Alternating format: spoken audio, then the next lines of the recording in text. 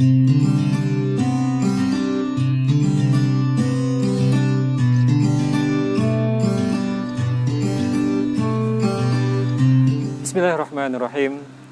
Diceritakan ada sebuah keluarga kecil yang tinggal di kampung yang dihuni oleh seorang kakek dan nenek yang begitu bersahaja. Pada suatu ketika, si kakek melihat bahwa tanaman pepayanya sudah berbuah ranum dan siap untuk dipetik. Karena sore hari itu relatif agak mendung, jadi dia ingin memetik keesokan harinya saja agar pepayanya juga tambah oke. Pada pagi harinya, dia mendapati pepaya tersebut sudah tidak ada. Dan mungkin karena dicuri oleh orang, itu prasangkanya. Atas kejadian ini, sang kakek merasa sedih dan murung. Sang istri yang mengetahui kejadian ini bertanya kepada sang kakek, "Kek, kenapa murung? Kan yang hilang cuma pepaya 2 biji." Kemudian sang kakek menjawab, "Saya tidak murung karena hilangnya pepaya. Namun yang saya menjadi sedih adalah karena orang yang ingin mengambil pepaya tersebut harus melakukan aktivitasnya di malam gelap gulita, mengendap-ngendap, melakukan sesuatu yang terlarang.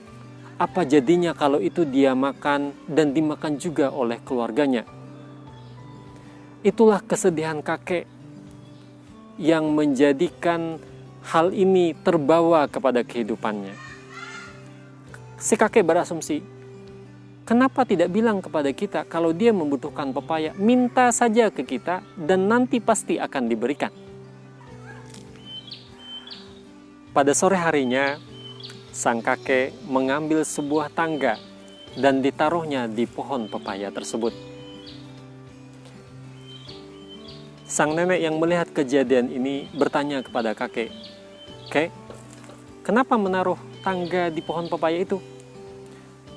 Sang kakek menjawab, "Agar lebih memudahkan ketika pencuri itu datang lagi untuk mengambil pepaya yang ada. Kan masih banyak sisa pepayanya."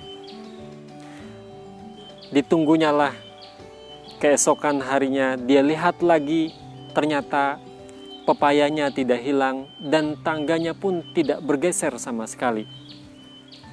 Sang kakek bergumam, "Oh, mungkin dia ada keperluan yang lain.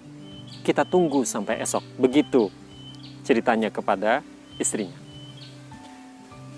Hari yang berikutnya dilihat lagi, tangganya masih tetap sama posisinya dan buah pepaya tidak ada yang hilang.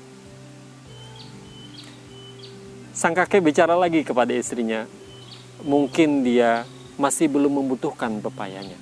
Kita tunggu sampai esok hari." Begitu komentar sang kakek. Pada hari yang ketiga, dia temukan lagi pepayanya masih utuh dan tangganya pun tidak bergeser. Sang kakek dan nenek berprasangka baik. Mungkin orang tersebut tidak memerlukan lagi pepaya yang ada, padahal sudah diberikan jalan kemudahan untuk mengambil pepaya itu. Di suatu sore, datanglah seorang pemuda bertemu ke rumahnya.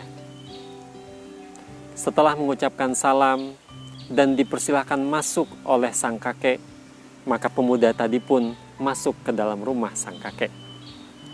Terjadilah obrolan hangat di awal-awal yang sama-sama saling ceria di antara mereka semua.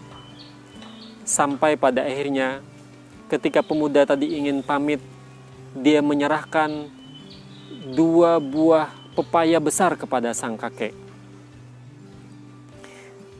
Kemudian pemuda tadi berkata, "Kek, ini ada pepaya besar yang saya belikan dari pasar. Sebenarnya pepaya ini adalah mengganti pepaya yang saya ambil beberapa hari yang lalu dari pohon kakek. Karena istri saya yang sedang hamil ingin sekali memakan pepaya itu, namun saat itu saya tidak punya uang. Begitu kata si pemuda tadi. Sang kakek mendengar cerita yang seperti itu, luruh hatinya dan meneteskan air matanya. Si pemuda yang mencuri pepaya si kakek tersebut tadi melanjutkan ceritanya. Sebenarnya pada keesokan harinya dia ingin melanjutkan mengambil pepaya sang kakek. Namun ketika sudah mendekati pohon, dia melihat ada tangga di sana. Kemudian dia terfikir, untuk apa tangga ini? Tanda tanya itulah yang menyebabkan dia mengurungkan untuk mengambil pepaya tersebut. Sampai pada akhirnya dia tersadarkan bahwa sang kakek pasti memberikan fasilitas buat dia untuk memudahkan mengambil pepaya tersebut. Dari situlah dia bertekad untuk tidak mau lagi mencuri pepaya sang kakek, dan bertekad pula untuk mengembalikan pepaya yang sudah dimakan oleh istrinya tersebut dengan mengganti membelikan pepaya yang lain dan untuk dikembalikan kepada sang kakek. Itulah cerita yang disampaikan oleh pemuda tadi kepada sang kakek, menambah deras air mata si kakek.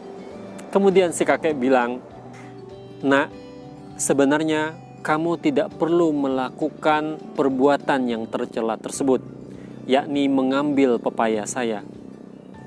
Kamu harusnya bilang kepada saya jika butuh pepaya itu, apalagi untuk istri kamu yang sedang hamil. Tidak mungkin saya tidak memberikannya." Itu jawab si kakek. Pemuda tadi menyampaikan rasa ketakutan yang besar karena saat itu dia tidak memiliki uang untuk mendapatkan atau untuk bisa membeli pepaya. Sementara istrinya sangat menginginkan pepaya tersebut. Singkat cerita, akhirnya sang kakek dan pemuda tadi berpelukan sebagai tanda permintaan maaf dan dimaafkan di antara mereka. Sampai pada akhirnya si pemuda tadi berpamitan untuk menjumpai kembali istrinya yang sudah menunggunya di rumah. Dan di perjalanan pamitan tersebut si kakek bilang, "Nak, anggaplah saya ini orang tua kamu. Jika kamu butuh sesuatu, jangan lupa bilanglah kepada saya." Singkat cerita, pulanglah si pemuda tadi.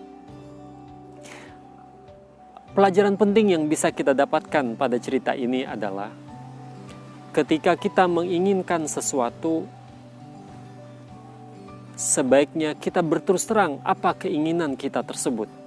Dan jangan melakukan hal yang tercela untuk mendapatkan keinginan tersebut. Karena dampak lain, ketika kita melakukan hal yang tercela untuk memenuhi keinginan tersebut, maka efek negatif tentu akan sangat besar kepada kita dan orang-orang yang menikmati hasil dari keburukan tersebut. Itulah pelajaran yang bisa kita ambil dari cerita sederhana ini.